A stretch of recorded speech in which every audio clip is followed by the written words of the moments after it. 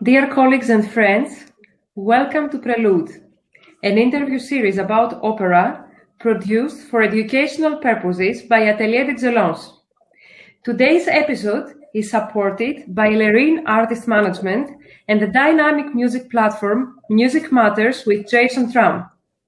Conductor Mr. Jason Tramm participates today as a guest interviewer from the other side of the Atlantic. Hello, Jason. I would also like to thank Maestro Ricardo Estrada for acting today as an interpreter. Maestro Estrada is a renowned conductor, coach, and AdE associate. And now we have to go to our wonderful guest for today, which is one of the most fast-rising coloratura sopranos of our days, soprano Miss SARA BLANCH. Hello. Hello, Sarah. Welcome to Prelude. Thank you. Very nice to have you with us. Muchas gracias. So gracias. I would like to start, without further ado, with our first question for Sarah for today, which belongs to Maestro Estrada. Mm-hmm. Okay, so hello, my dear Sarah, how are you? So, one question. I will like you to ask different question, a little bit related. For the not young people, maybe young people, but for the people that want to go in a career in this professional world of the opera. So I remember you when we met for the first time, that you were doing your studies, academic studies in the conservatoire, and then we were also working a lot together. And I remember that for me, absolutely, you were like a gem. Incredible, with a great talent. I mean, something amazing that, of course, you have to work. But in that time, that still you were studying, then you have to go. You have to make yourself well known in the professional world, let's say. So, how do you remember this moment on your life when you have to move from your studies or from your academic life to the, let's say, real world, the professional world? How was this bridge, or this going through this moment? How was your experience? What do you remember of this, and what maybe you also recommend to people that has to do this jump, things that they can think about this, because I guess it was not easy.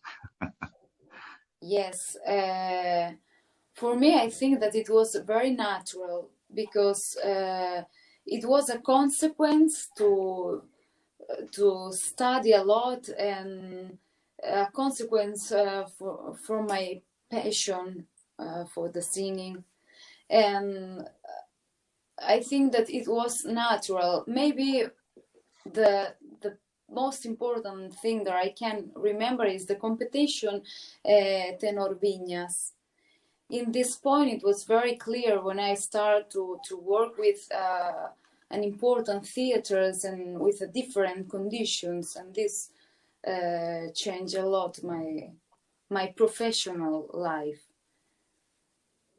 Ricardo, may I ask something here? Sí. Sure. I would like to go a bit more back from the competitions, because I read in your biography, Sarah, that you started music studies, piano and music theory and choir at a very early age. You started classical singing, 14 years old.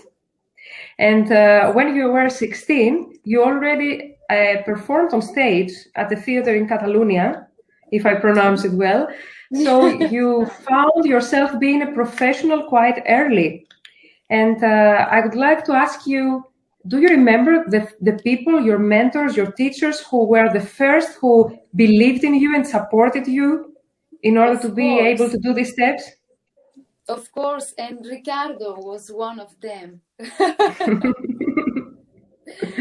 I remember very well this period with Ricardo when we were building day by day my arias, our concerts, and my study time, you know. And I think that it's very important to have people that believe in you and people that love you and support you. It's very important in this career. But I want to remember that the most important thing is that you have to believe in yourself, first of all. Because in difficult moments that maybe you don't have people that, excuse me for my English, because it's Sara, sorry to interrupt you, but you can speak in Spanish or Italian, and Ricardo can translate. This is why he's here to help today. So please feel free to speak in your language. Okay, not a I problem. want to try, but it's a little bit difficult because today it's my first live interview in English, and it's Yes, for me, and your English is also excellent. a goal for me. Forza, very nice. But I think that it's very important to have people that love you, that support you. But first of all, you have to believe and to yourself, no? For me, this is the most important thing. Mm-hmm. And how about your family, your parents? Did they support your dream? Of course, They a lot. did. Mm-hmm. This is an amazing thing. And also my first teacher of singing, it was Isabel Cañas, and she was a friend of my family. She's a friend of my family, and I started with her, and I wanted to start before 14 to study singing, no? But she said me, "Oh, be patient, because it's early, no? You have to wait a little bit." And when I was 14, I started with her, and it was very good. My first experience, I have to say that it was very, very good. Do you remember what time of repertoire you were doing with your teacher at your 14, let's say? Yes. Non so più cosa faccio, ora di fuoco. This was my first aria. Also, Vedrai carino, Batti batti. This kind of arias, Mozart, also arias antiguas, Ricardo. Música antigua. Early music. Okay. Early music. Yes, and so that must have been a very good teacher. Was your family musical growing up? Yes, my father is a composer and a director, and my mother is a pianist. She has the career of pianist, and I start with both of them to study music, but when I was 14, it was a little bit more complicated, because en mi adolescencia era un poco más when she was young. She was a little bit like rebel, like a little bit maybe going to other things, not just opera. Maybe rock. My parents, so. It's very important to believe in yourself, like you said. Thank you for sharing that for young artists. That belief in yourself and that being courageous and brave. I think that's so important. Yes, and also in difficult moments, it's very important because not everybody will give you support, and not everybody will believe in you. So you have to do it first. I saw in your biography that you also studied dance. How did that help in your career, your dance background?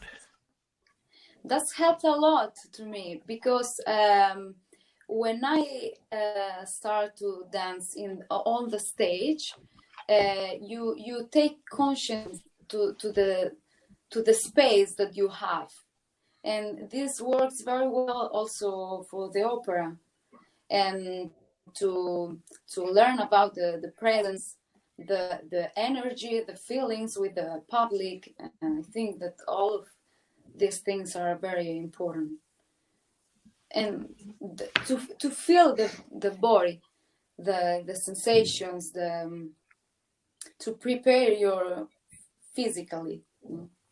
I think it's Did you study ballet or traditional dance? What type of dance do you favor? Ballet, classical dance, and also sevillanas a little bit. Sevillanas. I love that. Very nice. So also I guess that the Spanish culture, which is very passionate and musical and artistic, has influenced you too, because I see you sing a lot of Spanish composers as well, and beautiful songs from your country. Yes, I think it's important also to know our repertoire. It's interesting. Your artistic DNA, right? That's so important to identify with that as you sing music of all cultures, but that's very important.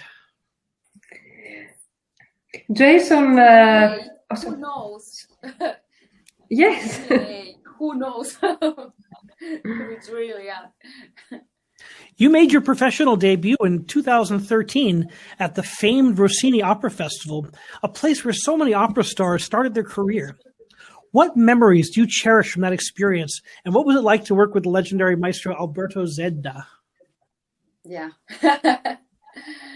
I remember very well Alberto Zedda because he was a man with a big personality and character, and I suffer this too.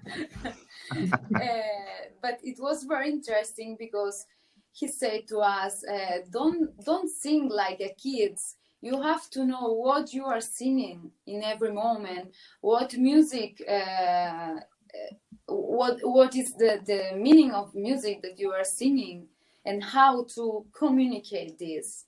And this was a very important thing to me, because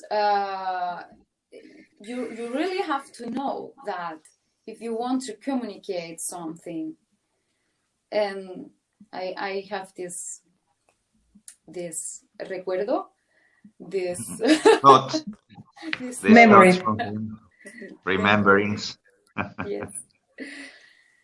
And then Accademia Rossiniana, it was a great experience because for me it was the first opera that I performed with an orchestra, the first classical opera that I performed with an orchestra, and in a really theater, important also, like Theater Rossini in Pesaro, and this was amazing, really a great. Did you get nervous when you were performing? Take us backstage before your debut. What were the nerves like? How do you manage your nerves as you perform? No, I didn't have nerves, but it's okay. But I have to say that when I have a performance, I prepare very well my body, my mind, and so I remember that in Rossini Opera Festival, I wake up at 6 because, for example, for the general rehearsal, we start at 12. in the morning. So I wake up at 6 and I go to run a little bit, to first to walk, then to run, to prepare my body, and then I start to think with all the things that I had to sing, and I think it's very important to visualize in your mind what you have to do, and this give me calm, when I have to go on the stage, because that I know discipline very well is what so is important to being a performer, right? That discipline and that focus. Thank you. Yes, focus. And for me, in these days, it's very important also to practice meditation. It's very important to find my inner peace and calm, and to connect with my soul, and to find this space that it's only me. And this space, it's very important also on the stage, because you have to know you have to have this space only for you, and nobody can enter, so it's important. That's great. In this space you can create, you can do a lot of things. Sarah, did you have this from the beginning, this ability to protect yourself, let's say, and concentrate in that high level, or you developed it by years? So how? No, did you have it from the beginning of your life, let's say, or you had to read and... No, I have to say that to do sport, it's a thing that it was always in my life, to practice, to do sport, to dance, to enjoy the life, and to do activity, physical activity. This was very important always in my life. But to start with meditation, this I started maybe 6 years ago, 7, or I started 8 years ago, but not constantly. And it's right now that when I start to practice more often, and when I find the sense to meditate. And if there is some bad energy, let's say, in the production stage with some colleague or some other factor that doesn't work very nicely, never. So if there is something that annoys you in a way, do you deal with this in that way as well? You put yourself in this bubble and you don't care about what is happening? Of course. I think that you don't have to enter in a play that you don't want. You have to play your role, and you have to be honest with yourself. And if there is something that is annoying you, you can avoid. You simply, so this is there, and it's okay. You don't have to go into there, So yes, we understand. Very wise, we think. Sarah, I would like to speak now a bit about the competitions. You were very successful in competitions. You won the Montserrat Caballé competition. You won 8 prizes in the tenor Vinyas competition. And I've seen your performances on YouTube. They're fantastic. And I would like to ask you, on behalf of the young singers that work with Atelier and the others who are watching today, do you believe that competitions can propel the career of a young artist? And what is your advice in terms of choosing the right competitions and the suitable repertoire for each competition? Okay. First of all, I want to say that I don't want the competition of Montserrat Caballé. I had the public prize. It's still a prize. It's still a prize. Yeah. Yes, it's important. Okay. And then I think that the competitions are important if you feel that you are prepared to do it. But I don't think that it's so I think that you can develop a career without competitions. Is it possible to? Maybe there are kind of person that voy a hacerlo en español porque me cuesta un poco más esto. Sí. Quiero decir que hay gente que quizás en los concursos no se siente muy preparada o muy segura o no funciona bien en concursos, y en cambio haciendo una producción de ópera y haciendo su trabajo profesional como cantante de ópera funciona perfectamente. Y por eso creo que es un motivo en el que uno, si no le van bien los concursos, no hay que desanimarse. Mm-hmm. So she said that sometimes as a singer, as a professional, you have this. We know that in competition you have this extra pressure. So there are people that with this pressure they don't sing maybe their best, but and then they don't succeed in competition. But this doesn't mean that maybe in the professional world, when you go to a production, then you can do this pretty much better. So under her point of view, I mean, it's not necessary that to go to the professional world and to develop a career in the opera, you have to come from these competitions. Mm-hmm. But I also think that it's important to try to do it, to do competition. It's important to try it because also if you think that competition is not for you or it doesn't work for you, it's important to do it or to try it because it helps you to know yourself much more. So better. Mm-hmm. Did your competition wins, did they open up doors for you that enabled you to make the next step easier? Sí. Creo que las competiciones ayudan luego a hacer el salto también hacia la carrera profesional, digamos, que pueden ayudar. Pero repito, como he dicho antes, que quizás hay gente que no se siente o no se ve capacitada para hacerlo y que esto no tiene que ser un impedimento para poder realizar una carrera. Uh-huh.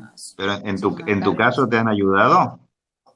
Sí, en mi caso sí, me han ayudado mucho. También las que no han ido bien me han ayudado muchísimo porque he visto que había alguna cosa que no funcionaba y he podido analizar qué es lo que no funcionaba. Y esto me ha ayudado para que en otras circunstancias a mí no me pase lo mismo. Mm-hmm. So she said that in competitions she did in which she was succeed. I mean, of course, it opens some doors in your professional career, but also in those in which maybe she was not succeed, or I mean, she didn't get the final or whatever. But it is worthy also for her because then you can analyze what happened to you, and then you can improve in your technique, in your musicality, in your art, definitely. So that's. Mm-hmm. Sarah, is it wise to choose the most challenging, the most difficult areas we have in our repertoire for a competition, or we can go with something more safe? What do you think? We can go with something more safe if we are feeling more comfortable with that. Because if you have to do something very complicated, but you don't sing well, this this can't work. So, but it's important. I think that when you go to do a competition, it's important to be able to sing something difficult also. Mm-hmm. So maybe something that represents you well, and not necessarily the most difficult thing in the world, something like that, in the middle somewhere. Yes. Ricardo, Sí. the next question is yours about the big theaters.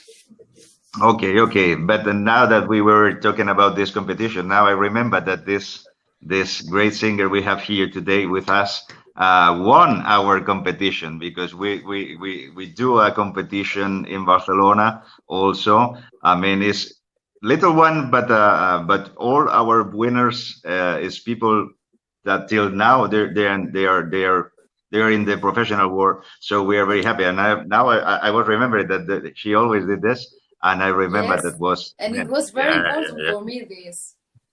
I See? remember Okay. very well. Yes. I remember that was amazing. That you know that when you are a member of a jury, then you have a lot of people, a lot of different thoughts, and of course it's very difficult that everyone in the jury will say, yeah, that voice. No, maybe it will be major people, but in that case it was like unanimity. So I remember pretty well. So this also.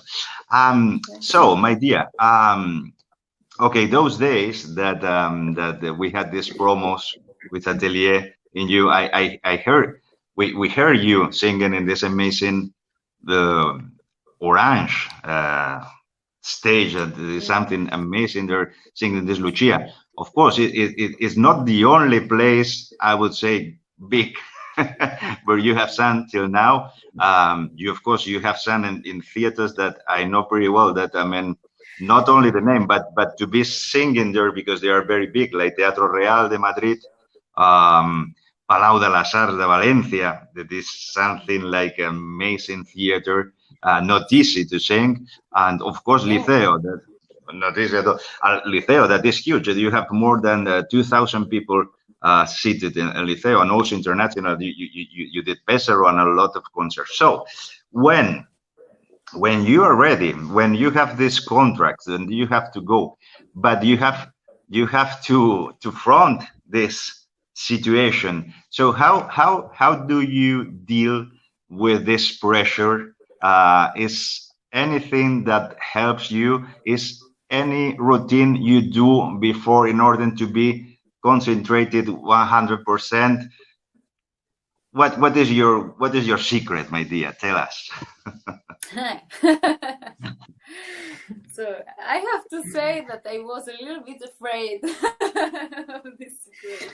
I guess. Because there was a lot of people, no? But my secret, I think that it's very important that you know very well the thing that the area that you have to sing in this moment. Mm-hmm. And also for me, it's very important to analyze the score and to how to say, to to find all the possibilities where you can make an error, or all these parts that are more difficult, and to say, okay, this here it can happen, this thing, no? Mm-hmm. So what can we do if this happens, no? And okay, I can find myself in this point, or in this point, in the other point.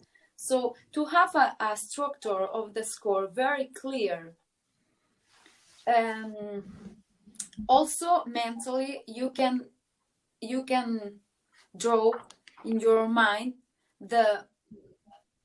you can paint the design of music. So here remember up when you maybe in a place that maybe you have to repeat different parts and you can confondere. You don't want to make a mistake or whatever. Or... Yes, you don't want to make a mistake and to go to the second time before the first. So maybe the difference is that one note goes up and the other note goes down. So I think it's very important to visualize that, okay, I'm singing first time up, a second time down. So to make these little things that make your life easier in every situation, and I think also that for me this is very important, and this gives me a lot of security to analyze very well, and to when you have to perform in this moment, you have to know very well the score, what you are saying, and which emotions do you want to give. So the previous work, it's very, very important to feel more comfortable in the moment of the performance. You have such a clear, discipline and focus, and what a great lesson for younger singers. That despite having a world-class talent, which you obviously have, that you've got this analytic mind that you're always seeking to better yourself. You're always seeking to focus yourself. I think that is such a great lesson for younger singers. Thank you. I would just like to mention here that the ancient theater of Orange in France is a Roman theater, and the capacity is like 8,000, if I'm not mistaken. So if people go on YouTube and check Sarah's Lucia di Lammermoor and Ave Maria, I think several beautiful arias from this concert, please go check them on YouTube. They are impressive to see Sarah in front of these 8,000 people. And they were crazy for you after your singing. I was too. Thank you. Yeah. Thank you. Thank you so much. Sarah, you are currently receiving advice from the legendary soprano Miss Mariella Dia. Would you like to share with our audience how is working with such a legend, and does the learning procedure ever stop for a lyrical artist? No. Never. I think that if you stop to study and you stop to grow up and you stop your life, so you have to continue all the time to improve, to learn, and we humans are here for this, so this makes sense for us, and this to learn, to improve, to do our best for us and for others, and I think it's the most important thing. So to study, of course, every day, or not every day, but constantly. And Mariella De Via, she is great. She is fantastic. She's an amazing singer and teacher too. For me, the most impressive thing to work with her, it's that she knows very well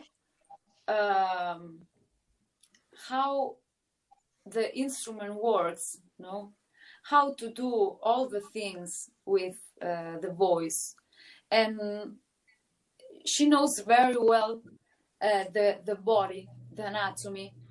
And she said to me, no, open your mouth here, put down your tongue here, up your palate in this place, or open here. So a lot of things that are very important to understand how our voice can produce the sound to sing opera.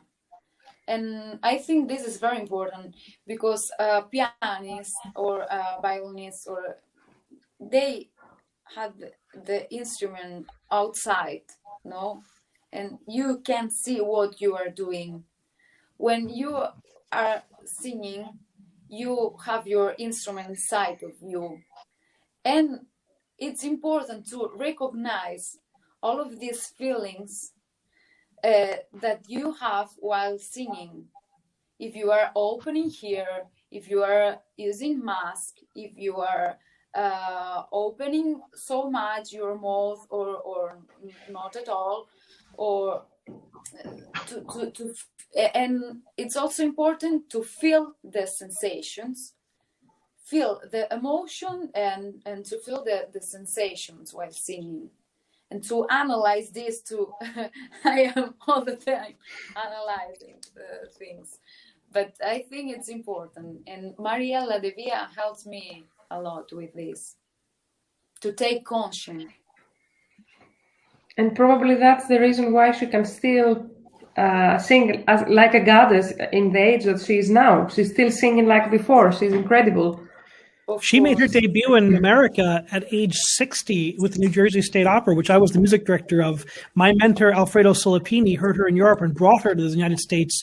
And what an incredible, I have her autograph in my living room, actually. So it's interesting that you're studying with her. What's it like to study with someone who's been in the business for so long and knows so much? I think, and what advice do you have for young singers about finding these golden age talents to study with? Ricardo, ahí me he perdido un poco, si puedes ayudar. Sí, ¿qué opinas de estar trabajando con gente de esta generación, de la generación de los grandes cantantes de aquella época, y qué se siente, ¿no? ¿Qué se siente de estar? Él decía que tiene ahí un autógrafo de un gran cantante en su habitación, que es una cosa que debe ser muy, no sé decirte, muy sentida, ¿no? Para ti, la sensación de tener a alguien así, a la que admiras, tan cercano a ti. Sí, respondo en castellano, que me va mejor para esta pregunta. Vale. Ok. Para mí, sí, la verdad que fue muy emocionante conocerla y poder trabajar con ella. Y también tengo que decir que da mucho respeto, ¿no? Porque cuando es alguien a quien admiras, quieres hacerlo bien. Y cuando no está bien y te lo dicen, y te dicen, no, no, estás haciendo mal, pues duele más también, ¿no? Y hay que un poco separar pues esta pasión o esta devoción que tienes por esa persona, por este artista, de tu zona de trabajo, ¿no? Y separar también lo que es tu instrumento, no tomártelo como algo personal, no eres tú quien no sirve, quien no hace bien, sino es que no estás aplicando bien la técnica, es que no estás haciendo alguna cosa bien y a partir de ahí pues corregir, ¿no? Sobre todo eso, separar un poquito pero sí que es una emoción muy grande trabajar con ella. Yeah. See, she said that it's a big emotion when you have in front of you working such a great personality. Of course, you are working. You have a little bit to separate maybe your personal thoughts because you admire so big to this woman in that case, or to these people. But you are working, and of course, you many times when meanwhile working, of course, you want to give your best. You have. Always, of course, but more when you have in front of you this people working with you. So you give the best, and you think this is the best, but many times the reality is this person tell you that no, this is not good. That you have to improve, whatever. So you don't have to feel that you are not able to do it, but you have to just always thinking in positive that. You have still way to make it better, because from these people for sure you will learn a lot of the singing, but also the stage experience, of course. Opera tradition is so rich, and for someone like yourself to connect with the previous generations, it's so exciting, because in the future that's going to be you that does that for the young singers of tomorrow. Yes. I hope. Very right, Jason. This is a big responsibility. But I'm SARA, learning a lot also while I'm performing with great singers, like just now with Ambrogio Maestri, Violeta Urmana, Ermonella Yao too, to say it's also very important moments to learn something, so that's great. SARA, I would like to also ask at this point, is there one teacher for a singer, or at each stage of one's career, there is a teacher for each stage.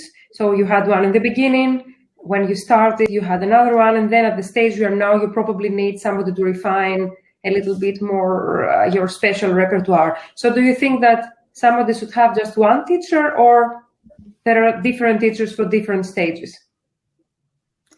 In my case, different teachers. In my case, I don't know for other singers, but I think that to learn from different teachers, it's okay.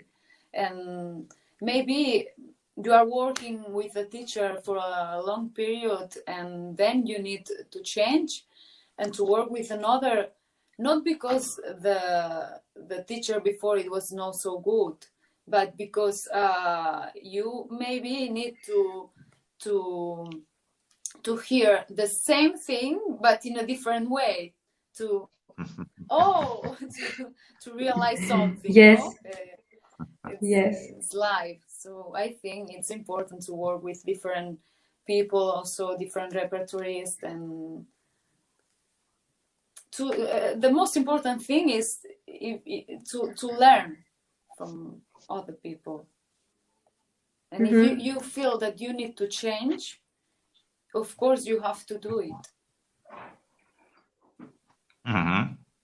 So if you're open and willing to learn and you never stop developing, then you're going to find these people in your path probably, and you're going to follow them and learn from them. So just be open to possibilities and to learning. Sarah, you specialize, as we know, in the lyric coloratura, soprano repertoire. You have very successfully performed Norina, Lucia, Adele, Adina, König in der Nacht, Fiorilla, just to mention a few. You have 25 roles in your CV, 27 roles, performed on stage at a very young age already. So I would like to ask if the repertoire choice was clear to you from the beginning of your career, and if you believe that choosing a very specific fach of repertoire makes a young singer more marketable or not. So for the last question, I don't believe in that. Because I think that you have to sing the repertoire that it's good for your voice, and you don't have to think to be famous or to. So you have to build your career day by day, step by step, and the consequence will arrive. No. This is my answer for this question. And for the first question, you said me. I can repeat. I said that you have so big success in the repertoire that you are singing, and I wanted to ask if it was clear from the beginning of your career that you should be singing this repertoire and not fuller repertoire, like lyrico or something like that. You sing the light lyric coloratura. So did you decide from the beginning, or how it happened? I think that it's a combination in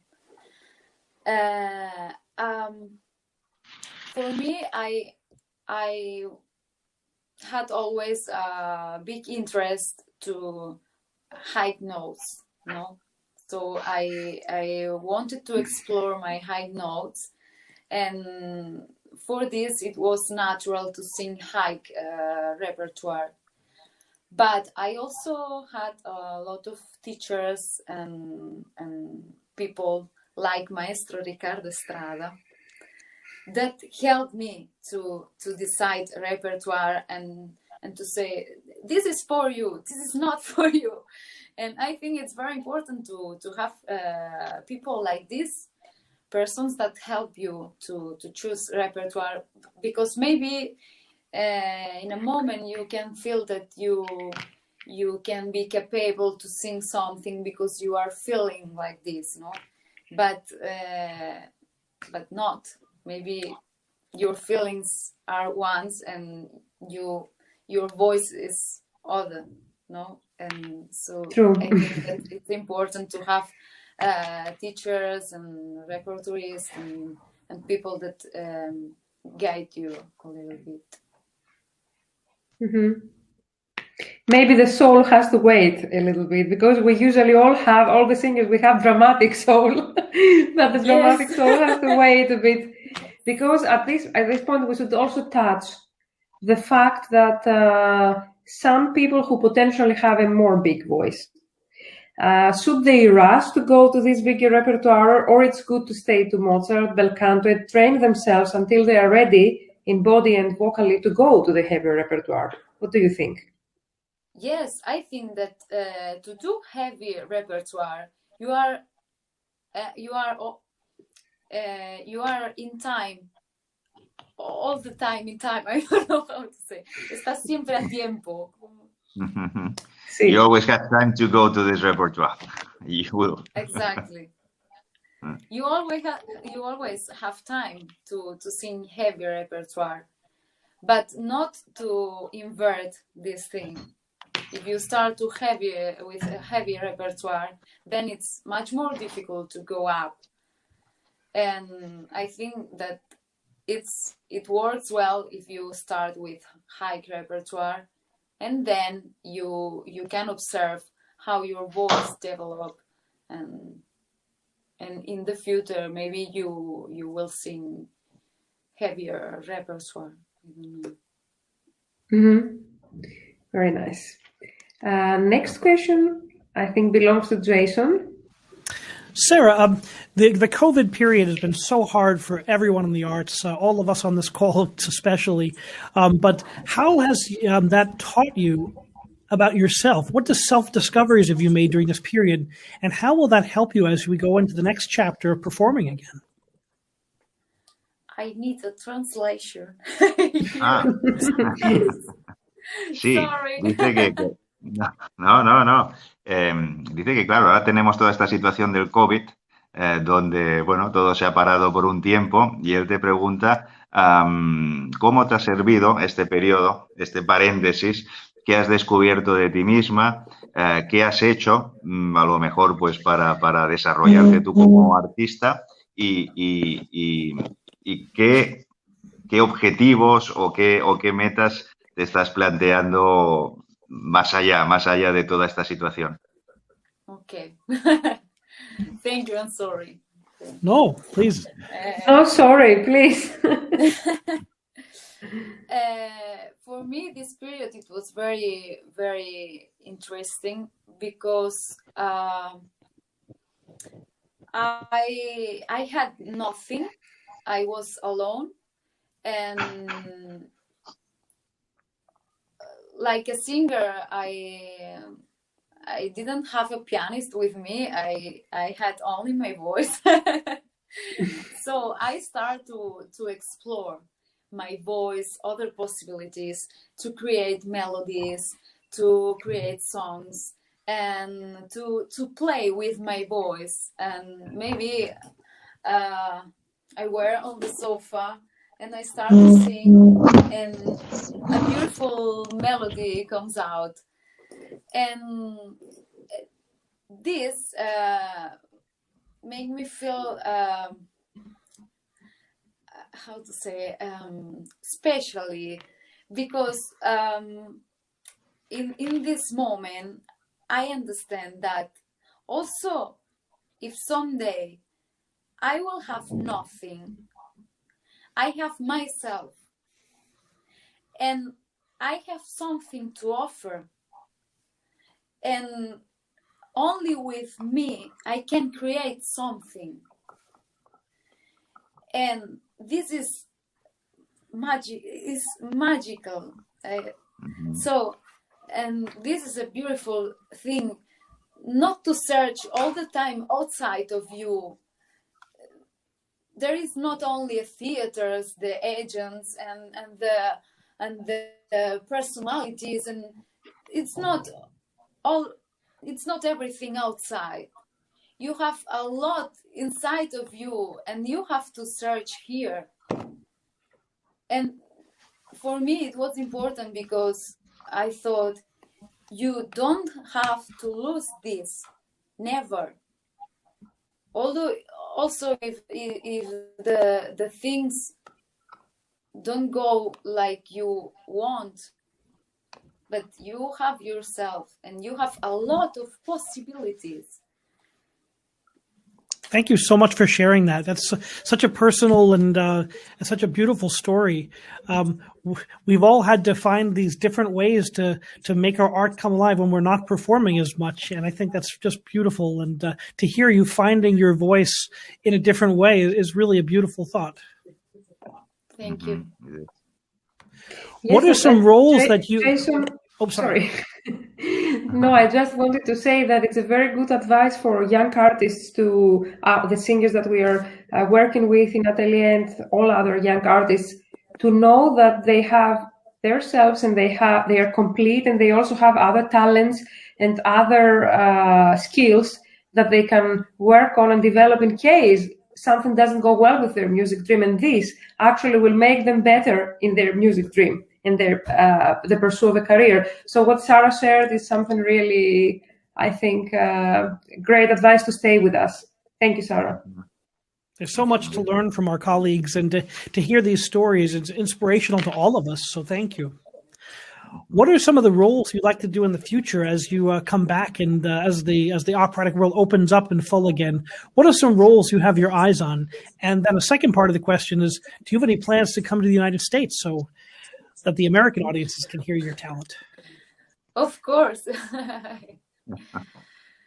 I don't know when, but I really like it. And for the first question, I have to make my debut as Zerbinetta in the next season that I am preparing in these days.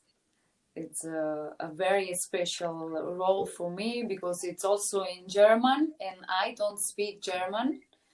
I want to learn, but I want to do a lot of things, and I have to find my time to do it.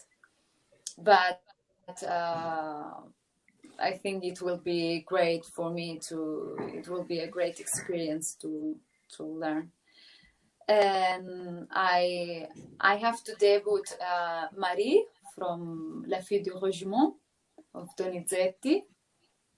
And also I have to debut Ophélie, Hamlet, and much more. It's exciting. Exciting, truly. Cambiale di matrimonio from Rossini. Many roles that I have to do and to learn. There's a lot of work to do. In your career, which has been the hardest role that you've had to perform, and what made it hard? Was it dramatic or musical or a combination? For me, one of the most difficult roles is Königin der Nacht, the Queen of the Night, because I think that you have to find this character, this dramatic character, but you don't have to heavy your voice. And for me, it's a fight with these both things, and how to do my best with the voice and with the character. She's so angry. Yes. And she comes out guns blazing. She comes right out and sings that aria. No and preparation. Sarah does meditation. Is very calm, Jason. So that's a real contradiction. Sarah, may I add here, which is the role that you dream to sing in your life, even if you are not ready right now, in 10 years, in 15 years? Do you have an ideal role that you would like to interpret in the future? I don't have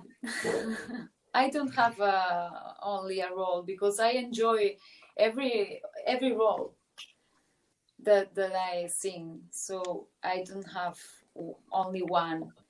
Maybe I really love to to perform Gilda of Rigoletto, Traviata, Tosca. In the future, who knows? I don't know. But I have to say that I enjoy singing. So the kind of role, it's okay. Every role, it's okay. We wish you to fulfill all your dreams and to sing all those roles with great success. And Maestro, Ricardo? Okay. But before the question, I mean, I was really surprised that you were composing then during this time. I want to listen that music, or I want to play this Really? music. No, please. Sure, nice, beautiful. Okay. So you are such a creative person. This is very good. Look, you know that here in Atelier, you know, the main goal always is to helping maybe not young, but you know, people that trying to go to this market, to this difficult, you know, this difficult market of the opera, this tough, wild, everything. So what will be your advice for them, for the people that want to now do on his life this work, to be a professional opera singer? Advice, you think, or maybe, I don't know, the things, skills, abilities that you think that are important to them, and that for sure, in a way, if they want to be in this world, they need to develop or to have. I think that the most important thing is to be all the time there and to focus on this that you really want to do. Don't let that nobody else say to you, this is not for you, maybe you have to do this other thing, or no, you have to focus and to follow your path. And I think this is the most important thing. Also, if you are doing competitions and that these competitions are not working, if you believe in this that you are doing and you believe in your dream, you have to follow your dream. I think that this is, for me, it's the most important thing, to be constant, to study, to prepare yourself very well, physically, mentally, and musically, as much as possible.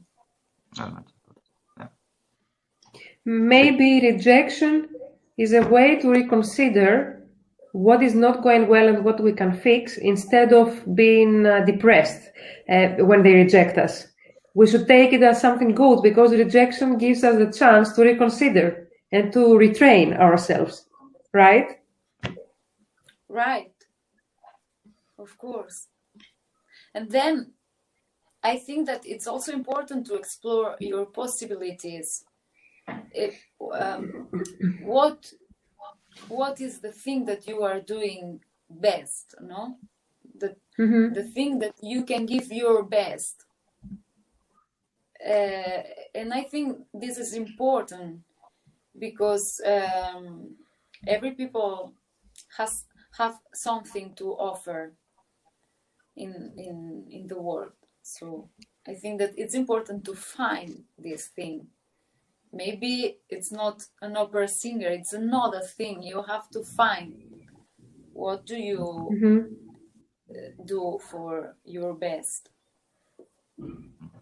Yes, beautiful message. And somehow this message, I also speak to my colleagues now, I think that it cancels any kind of bad competition feeling like that everybody is unique, everybody has to offer something unique. So we are all colleagues and we all have to offer something in the world, instead of competing negatively. Of course. There was a period that I was thinking that what I have to do, everything is done in the world. What can I offer? What can I do? No, what can I sing? If there is Nathalie Dessay singing like the best. No, what can I afford? But then I understand that I have my own personality, and I can give something different, and every people is different, so every person is different, and everyone has something to tell. And I think that this is important, because this made me doubt in the past. Thank you very much. At this point, I would like to mention that as Miss SARA BLANCH and Maestro Ricardo Estrada are giving a masterclass with Atelier d'Excellence on light, lyric, and coloratura repertoire from the 12th to the 15th of April. And we are very honored and excited to have you for such a repertoire, because we haven't had a masterclass for this specific theme in the past. And I would like you both to tell to our audience, how are you going to approach this repertoire, and what kind of work can we expect from you to do with the singers? Please. SARA. Ladies go first. Divas first, please. Yes. Okay. Yes. No, I want to share with the singers everything that I think that can help to them, and to explore their instrument, their voices, and to connect with the feelings, and to how to sing with these emotions, how you can give this emotion so through the singing. So, and of course to explore and to build a technique, if it's possible and we have time, to find solutions, and I hope that I can offer this. I am sure that you will give them some of your fire, because I see so much fire when you sing. It seems as if you don't see the thousands of people. You do it with so much joy and so fearless. So I wish they get that from you, this self-confidence and conviction. And Maestro, Ricardo? Well, here it will be already my 4th course. I'm very happy about this. I'm very happy also, always level of singers coming to these courses. That is amazing. I mean, I feel so fortunate to work with such great people, such great singers. So it's a joy to, I mean, it's not a work even. I mean, it's just like exchange. So always very interesting. Well, I'm with me always working, as people know, in the score, in the words, in the colors, in the way of telling the same, with the same notes, with the same music, with the same rhythm, but always the difference for a singer. We know that a singer has to sing. This is for sure. I mean, there's something very stupid, but this is that. I mean, if you don't sing, you cannot do anything in that world. So of course, this means the mechanical, the appoggio, the breathing, a lot of things, and then to know the score, you know, with the values, with the words, whatever. But then what makes the difference between one singer and another one is how you move all these technical things in a way. So this, here comes the rhetoric. Why I'm telling this word in that way and not in the other. Why I'm doing this breathing in that way. Why I'm taking this breath in this dramatic way or not. There are a lot of things. So I always, what I do is giving options, is giving ideas, is giving options. Then people take, and I mean, music, the beautiful thing of the music, and more in singing, is that it's so subjective. We have something to follow, that is the original score from the composer, but then we give our life. And in this, that seems that is the most easy thing, is the more difficult thing. But in this thing, in this part of the way, is when you can get, as a singer, to sell yourself a big difference in order to go to theaters, to the agencies, or to artistic directors. So we will do this, depending what people will bring to us in this coloratura high world. But in this coloratura high world, a part of the high, then you need to express what you are telling. So the work will be for sure interesting and beautiful. And there will be a lot of competition with high notes in this masterclass, I am sure. And we have to mention here that Lerin Artist Management offers an incredible opportunity to young artists to audition for them and get a consultation by Mr. Vasco Francanzani, SARA's agent. And AdE wants once more to thank Lerin Artist Management, because we think that by participating and supporting AdE's mission, they do a very noble thing. They participate in all these activities pro bono, wanting to support the young generation of opera singers, especially now under the pandemic, that our community is so impacted by all this that has happened. So thank you very much, Lerin Artist Management, for your noble work with AdE and in general. And thank you very much, Mr. Jason Tramm, Maestro, and your wonderful music platform that supports Prelude, The Music Matters with Jason Tramm. Please follow them on Facebook, and please subscribe to the YouTube channel to watch some amazing context there. Interviews like what we do here at Prelude, but very versatile actually, from different kinds of music. And Ricardo, I have no words to thank you for everything you do, because you are a part of the soul of AdE, and SARA is the perfect example of the kind of talent you nurture.